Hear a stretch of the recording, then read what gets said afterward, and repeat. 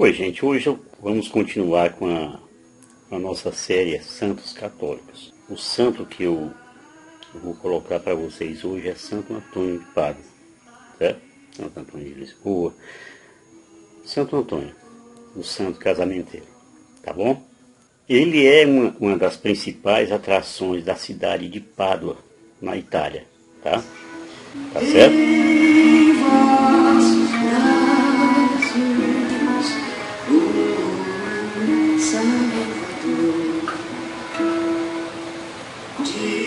Nós vamos começar então falando um pouco da biografia de Santo Antônio. Ele nasceu no dia 15 de agosto de 1195. Ele vem de uma família muito rica, lá da cidade de Lisboa, cujos pais eram Martino de Buglione e Dona Maria Taveira. Ele foi batizado com o nome de Fernando, e não de Antônio, de Fernando. E quando ele era muito jovem ainda, com seus 17 anos, ele morou em São Vicente, que é uma província lá de Portugal, por cerca de 2 anos. Mas ele estava muito incomodado aonde ele estava por causa das visitas que eram feitas aos seus colegas. Tirava dele toda a paz, toda a concentração, todo o tempo, né? E silêncio para estudar. Então foi por isso que ele pediu a sua transferência para o mosteiro agostiniano de São Vicente, também em Portugal. Nesse tempo, ele fez a sua primeira grande jornada, torno assim de 230 quilômetros, que separava justamente Lisboa da cidade de Coimbra, que na época Coimbra era a capital de Portugal. Chegando em Coimbra, ele foi estudar na mesma ordem dos cônegos regulares de Santo Agostinho, justamente para viver o seu ideal evangélico sem nenhuma concessão. Estes foram anos muito importantes para a sua formação humana, tanto humana como teológica e também intelectual. Por quê? Porque os seus professores eram muito talentosos e também tinham o fato da biblioteca dessa instituição ser muito rica, muitos livros, né? E também era muito atualizada essa biblioteca do mosteiro, né? Ele estava numa comunidade que com ele eram mais ou menos 70 membros. E ali ele fez o curso de 8 anos, de 1212 a 1220. Nesse ano de 1220, ele foi ordenado padre. Aí, quando ele foi ordenado padre, ele deixou os agostinianos em setembro de 1220 para vestir a túnica grossa e marrom, que é típica dos franciscanos, né? Foi nessa oportunidade que ele trocou de nome, ou seja, saiu do seu nome de batismo de Fernando para se chamar Antônio. Então, depois de estudar em toda a regra franciscana, essa regra franciscana, vou explicar para vocês aqui, é o ponto de partida e é também um firme compromisso e decisivo propósito de assumir uma nova forma de vida em Cristo e no Espírito Santo, tá certo?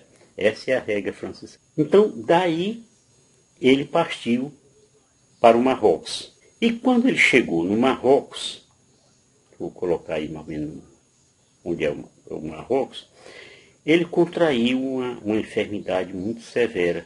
E essa enfermidade ficou sendo conhecida aí como fogo de Santo Antônio. Vou mostrar umas fotos para você entender que realmente era uma coisa terrível, né? Maltratava muito a pele das pessoas, principalmente. E aí, por conta disso, ele teve que voltar para a sua terra natal. Só que na volta, teve uma grande tempestade no mar, com ventos fortíssimos e contrários, né? E aí o navio que ele estava foi arrastado lá para a distante Sicília que fica na Itália, tá? E chegando lá, ele teve que ficar lá por 2 anos. Em 8 de maio de 1221, ele se deslocou lá da Sicília para a cidade de Assis, que também fica na Itália, que é justamente a cidade natal de São Francisco, né? E ali ele participou de Um dos capítulos da ordem, para que você que não sabe, fique sabendo, são 4 capítulos, tá certo? Eu não vou destrinchar eles aqui, porque senão fica muito longo o vídeo. Pois bem, Antônio era só um entre os muitos naquele momento, ou naquele encontro que teve lá nesse capítulo, esse encontro chama-se capítulo da ordem, tá? Quando a maioria dos conventuais saíram, terminou a reunião, ele foi notado pelo seu jeito, pelo Frei Graziano. Esse Frei Graziano era o ministro provincial da Romana. Romana é uma região norte da Itália. E aí, sabendo que o jovem frade também era padre, pediu que ele o acompanhasse. E seus dias transcorreram em oração, meditação e humilde serviço aos seus confrades. Nesse tempo, Antônio amadureceu sua vocação franciscana. Olha que ele já tinha sido agostiniano, né? E saiu de lá para entrar para os franciscanos. E na vocação franciscana ele aprofundou bastante a sua experiência missionária. E aí então ele revigorou o seu compromisso ascético, tá? Vou colocar na tela aí o que é ascético, tá bom? E com isso ele refinou-se na contemplação. Quando ele já estava em Pádua, ele chamou a atenção da igreja, a atenção do clero e dos fiéis, porque pela sua eloquência na hora de fazer uma homilia, na hora de dar uma palestra. Não era só a questão da eloquência, era também a sabedoria como ele colocava as palavras. E isso tornou Antônio um dos maiores pregadores do Evangelho, tá? Então ele era ouvido por multidões por causa de seus sermões inspiradores e poderosos. As pessoas saíam de lá edificados. Ele pregava de uma forma simples e direta, mas comunicava o povo. Tocava no coração das pessoas e transformava as suas vidas. É fato, gente, que Antônio levava uma vida itinerante, andando para ali, andando para lá, né? E também uma vida na pobreza, como é praxe dos franciscanos, né? E ali ele se dedicando exclusivamente, praticamente, à pregação e à caridade. Então, sua proximidade com Deus tornou o Antônio um instrumento de vários milagres, ainda estando vivo. Pelo atendimento que ele fazia, pela imposição de mão, coisas desse tipo, tá certo? Nós vamos falar aqui de como foi descoberto o dom de Santo Antônio. Em setembro de 1222, as ordenações sacerdotais dos religiosos dominicanos, olha aqui, dominicano agora, dominicanos e franciscanos, certo? Dominicano de São Domingos. Essas ordenações eram realizadas em Forlì. Forlì é uma comuna italiana da região da Emília-Romana. Então, antes do grupo de ordenandos ir para a Catedral de Forlì e receber as ordens sagradas do bispo Alberto, que era o bispo da época, era feito uma espécie de sermão aos candidatos. Assim, como fosse uma coisa para impulsionar, né? Para colocar no coração. Ocorre que ninguém tinha sido escolhido antecipadamente. E aí gerou um momento assim de muita apreensão. Por quê? Porque nenhum dos padres presentes tinha se preparado para fazer aquela pregação, aquela palestra. E na hora de falar em público, todos eles se recusaram de fazer um discurso ou uma homilia de improvisação. Eles não queriam fazer isso, eles não eram habituados a fazer isso. Quando eles iam fazer alguma pregação, eles preparavam, faziam um esboço, mas ali não, foi pego todo mundo de surpresa. Só que o superior de Monte Paolo conhecia muito bem as habilidades de Santo Antônio. E aí, diante da insistência desse superior, Antônio tomou a palavra. E olha, à medida que ele desenvolvia a sua pregação, num latim perfeitíssimo, as suas expressões ficaram mais quentes, atraentes e excitantes. Tocou no coração de todos aqueles formandos, certo? Foi assim que Santo Antônio começou a sua missão de pregador na România. Ele falava com o povo, partilhando a sua existência humilde. Ele alternava a catequização com o trabalho pacificador. Antônio atendia também às confissões. E ali, nesse confessionário, ele se confrontava pessoalmente, ou então publicamente, não em termos de confissão, com os defensores das várias heresias que naquela época existiam. E não eram poucas, não. Pois bem, passado um tempo, ele foi convidado pelos seus superiores para pregar nas cidades e vilarejos daquela região da Romana. Achava que ele ia ser muito útil nessa situação. No final de 1223, ele também foi convidado para ensinar teologia na cidade de Bolonha, também na Itália. Então, por 2 anos, ele ensinou as verdades básicas da fé ao clero e aos leigos. Ele começava com a leitura do texto sagrado para chegar a uma interpretação que desafiava e falava a fé e a vida. Então, Antônio ele foi, portanto, o primeiro professor de teologia da ordem franciscana que tinha sido recém-criada. Pois bem, foi por ocasião do capítulo geral. Olha, capítulo não é um capítulo de livro, não. É uma reunião dos franciscanos, certo? O capítulo geral de 1230, que esse capítulo ocorreu justamente durante a transladação dos restos mortais de quem? De São Francisco de Assis, que tinha morrido recém, né?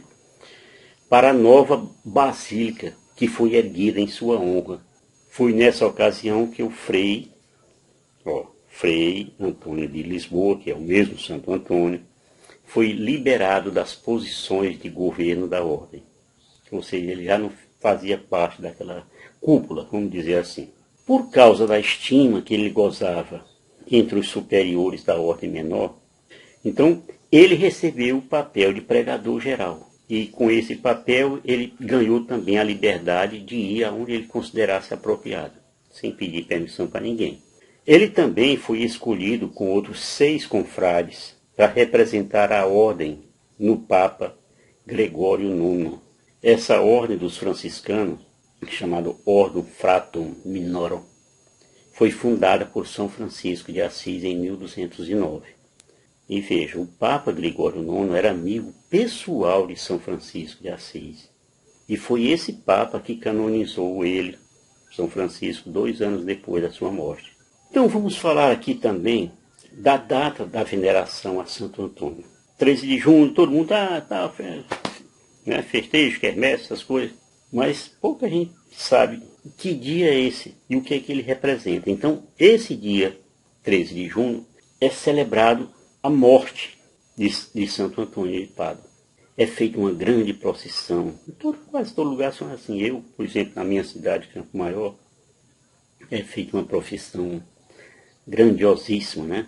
Levando um pau muito grande, onde eles fazem, eles levam e colocam lá na praça erguido, né? Antigamente, quando eu era menina, tinha muito isso. Eles passavam sebo nesse pau de Santo Antônio para as pessoas tentarem. Quem chegasse lá em cima, e era muito difícil chegar, por quê? Porque era um pau todo cheio de óleo, de sebo de boi, de carneiro e tudo, né?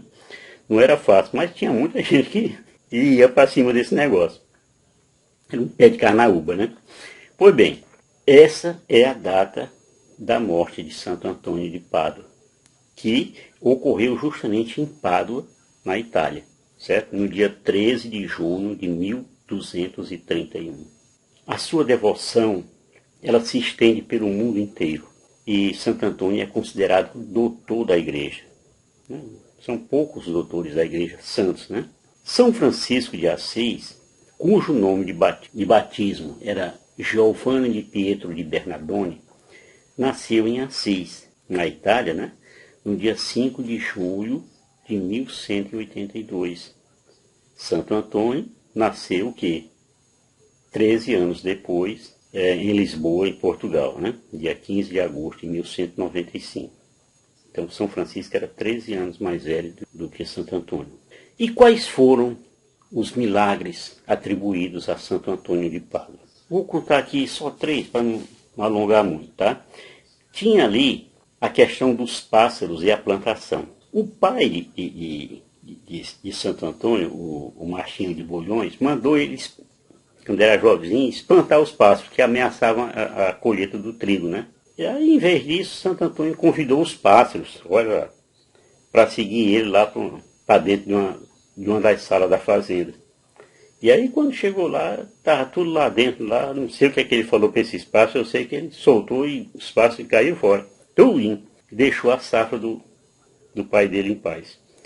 Outro milagre que é muito comentado é o jumento que se curvou diante da Eucaristia.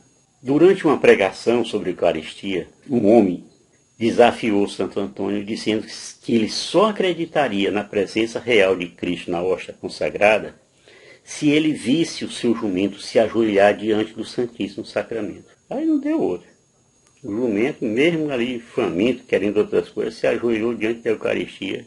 O povão aplaudiu de pé, né? Não é fácil acontecer isso que aconteceu, né? E outros milagres de Santo Antônio é que ele realizou muitos, assim como ressurreições, curas de doentes, controle de forças naturais. Embora isso aí não seja muito documentado, mas faz parte da sua biografia. E aí vamos falar da novena ou trezena. Você sabe qual é a diferença entre uma e outra? A trezena são as orações realizadas 13 dias consecutivos, como se fosse uma espécie de novena, que são 9 dias, né? Como no dia 13 se festeja a morte de Santo Antônio, então pegou-se os 13 dias para fazer essas orações diárias, né? Antes do dia final, que é o dia 13. Outras pessoas perguntam, por que a imagem de Santo Antônio tem um bebê no colo? Então, essa imagem de Santo Antônio é representada com o menino Jesus no colo dele, né, pela grande cumplicidade e companheirismo que existia entre os dois. Olha lá, um conde muito rico tinha um coração tão grande quanto o castelo onde ele vivia. E ele permitia aos frades franciscanos que ali pernoitassem, quando estavam de viagem, né? Um deles foi Santo Antônio, né? Que certa noite, nesse castelo lá, recebeu das mãos de Nossa Senhora o bebezinho, que nada mais, nada menos era Jesus. E aí Santo Antônio embalou ele no colo, pronto, e ficaram lá. Deve ter conversado um bocado. Outra coisa que eu quero dizer para vocês, qual foi a causa da morte de Santo Antônio? Então, após uma crise de hidropsia, né? Hidropsia é o acúmulo de líquido seroso no tecido celular ou então numa cavidade do corpo. Ele morreu quando estava a caminho de Pádua. E olha que o hidrópico não é mole não, é uma coisa terrível. Então, vou botar uma foto aí do que seja isso, tá? Pois bem, Santo Antônio foi canonizado no dia 13 de maio de 1232, 11 meses após a sua morte, pelo mesmo Papa Gregório IX. Então, quais foram as basílicas dedicadas a Santo Antônio de Pádua? Então, nós temos principalmente a Basílica de Santo Antônio em Pádua, na Itália, tá? É a maior igreja da cidade de Pádua. E aí, embora receba peregrinos do mundo inteiro, ela não é a catedral. Ela é administrada pelos frades franciscanos conventuais. Ela tem uma forte influência bizantina, né? E o túmulo de Santo Antônio está localizado no interior dessa igreja. Todos os anos, no dia 13 de junho, que é o dia do santo, acontece uma famosíssima procissão imensa, né? Descendo pela cidade de Pádua. Aqui nós temos Campo Maior como uma das 10 dioceses cujo Santo Antônio é padroeiro. Eu fiz um breve resumo da história de Santo Antônio, chamado de Santo Casamenteiro, né? Aí, rapaz, já vi tanta mulher atrás de Santo Antônio. Meu Deus, você vai casar. Aí, um bocado delas casaram.